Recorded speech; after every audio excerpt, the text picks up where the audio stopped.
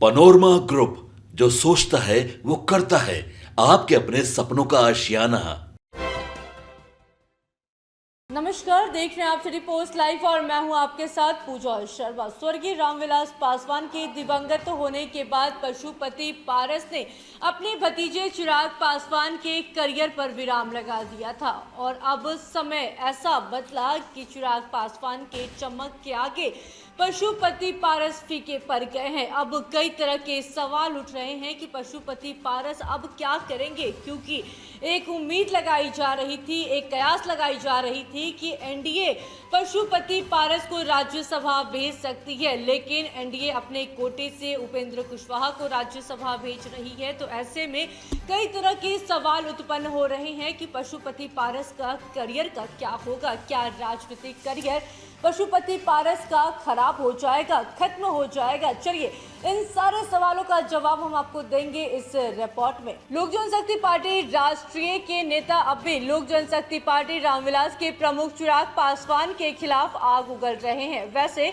वजह वाजिब है। चिराग पासवान ने लोकसभा चुनाव 2024 में बिहार की 5 सीटों पर प्रत्याशी दिए और 5 जीत गए। चिराग से लड़ने के फेर में लोक जनशक्ति पार्टी राष्ट्रीय के प्रमुख पशुपति कुमार पारस ने आओ देखा न ताओ और केंद्रीय मंत्रिमंडल से इस्तीफा देकर बैठ गए थे। जब कहीं बात नहीं बनी तो राष्ट्रीय जनतांत्रिक गठबंधन में ही रहने का ऐलान भी किया, लेकिन अब समय चिराग पासवान का है। केंद्र में वो मंत्री हैं। चाचा पशुपति कुमार पारस बाहर हुए तो अब बाहर ही हो गए हैं। राष्ट्रीय जनतांत्रिक गठबंधन से राज्यसभा जाने का सपना और दावा दोनों बिखर गया। लोकसभा चुनाव होने के कुछ दिन पहले केंद्र में मंत्री थे, चुनाव के दिन तक सांसद थे, अब कुछ नहीं बचे। भाजपा ने अपने कोटे का राज्यसभा वाला टिकट उपेंद्र कुशवाहा को दे दिया है।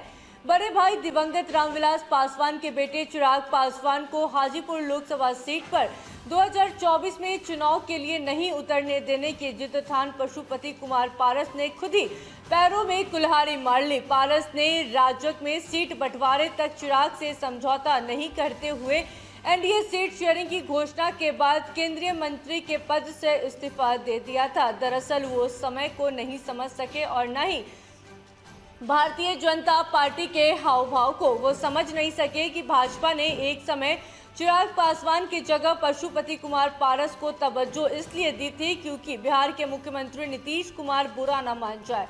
2020 के विधानसभा चुनाव में नीतीश कुमार की पार्टी जनता दल यूनाइटेड को विधानसभा में तीसरे पायदान पर पहुंचाने में चिराग की बड़ी भूमिका थी, जिसके कारण एनडीए में चिराग का रहना मुश्किल था, मंत्री बनना तो असंभव भी था। ऐसे में रामविलास पासवान के निधन से खाली हुई जगह उनके भाई पशुपति कुमार पारस को मिल गई थी। मोदी 2.0 में मंत्री बनने पर पारस को हमेशा ही लगता रहा कि भाजपा के लिए वो चिराग पासवान से ज्यादा खास है। इस भ्रम ने उन्हें बर्बाद कर दिया। वो हाजीपुर लोकसभा सीट पर उतरने की अपनी जिद पर कायम रहे और भाजपा ने इस सीट के लिए उनके भतीजे चिराग पासवान को पक्का कर दिया। पशुपति पारस तब भी यह न समझ सके कि और जिद पर कायम रहे। राजग के सीट बंटवारे में किनारे होने पर पारस ने आओ देखा न ताओ और केंद्रीय मंत्रिमंडल से इस्तीफा दे दिया। उसके बाद बिहार आकर लोकसभा चुनाव में सीटों के लिए महागठबंधन के ऑफर का इंतजार करते रहे, लेकिन भाव नहीं मिला। हारकर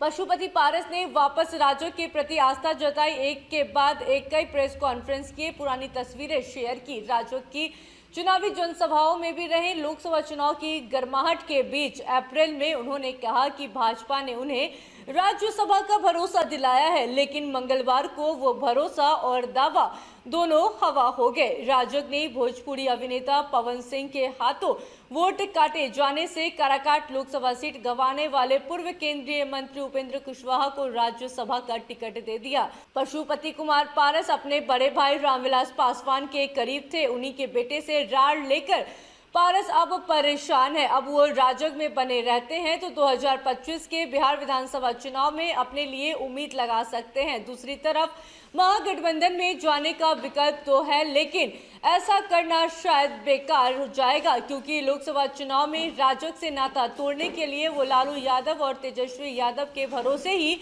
बिहार आए थे। लालू तेजस्वी ने महागठबंधन के सीट बंटवारे में उन्हें अपने साथ नहीं माना, जिसके बाद विकल्पहीन होकर पारस ने वापस राजग के प्रति आस्था जताई है। आपको बता दें कि पारस की एक गलती या जिद के कारण उनके भतीजे प्रिंस सहित उनके साथ रहे तमाम सांसदों का करियर खराब हो गया है। ऐसे में पारस को अब उन अपनों से भी झटका लगा तो कोई अजूबा नहीं है। संभव है कि यह सब देखते हुए पारस राजग में कामयाब रहे और बिहार विधानसभा चुनाव के लिए तैयारी करे। अब ऐसे में देखने वाली बात होगी कि पशुपति पारस का अगला कदम क्या होगा। विधानसभा चुनाव की तैयारी करते हैं या नहीं, यह देखने वाली बात होगी। फिलहाल इस खबर में बस इतना ही। तमाम जानकारी के लिए बने रहे सिटी पोस्ट लाइव के साथ। धन्यवाद।